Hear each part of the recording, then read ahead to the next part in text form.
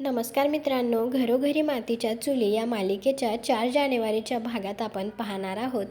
मकरंदने आता जानकीला किडनॅप करून घेऊन आलेला असतो आणि त्याने बांधून ठेवलेलं असतं. त्यावेळी आता स्वतःच्या कपाळाला मुंडवळे बांधतो आणि तो आता दुसरी मुंडवळी जानकीच्या कपाळाला सुद्धा बांधतच तिला म्हणत असतो, आता तू सुद्धा ही मुंडवळी बांध आणि छान नवरी मुलगी म्हणून लग्नासाठी तयार हो. इकडे आता ऋषिकेश जानकीला शोधत शोधत मकरंदच्या घरी आलेला असतो. त्यावेळी तो आल्यावर पाहतो की तिथे भिंतीवरती सगळे जानकीचे फोटोज लावलेले असतात आणि ऋषिकेशला आता खूप जास्त राग येतो. परंतु इकडे तर आता मकरंदने मस्त चांगली अशी लग्नाची तयारी केलेली असते. तिथे हवनसुद्धा केलेला असतो आणि त्याच्या भोवती आता मकरंद जानकीला घेऊन फेरे घेतो आणि तो आता तिच्या गळ्यात मंगळसूत्र घालणार. त्यावेळी जानकी म्हणत असते नाही. आणि बरोबर आता त्याच क्षणी ऋषिकेश तिथे येतो.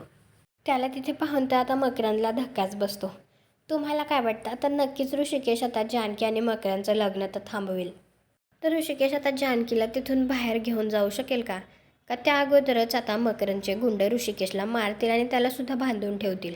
कॉमेंट करून नक्की सांगा. व्हिडिओला लाईक करा. आपल्या मराठी मालिका चॅनलला सबस्क्राईब करा. भेटू पुढील भागात.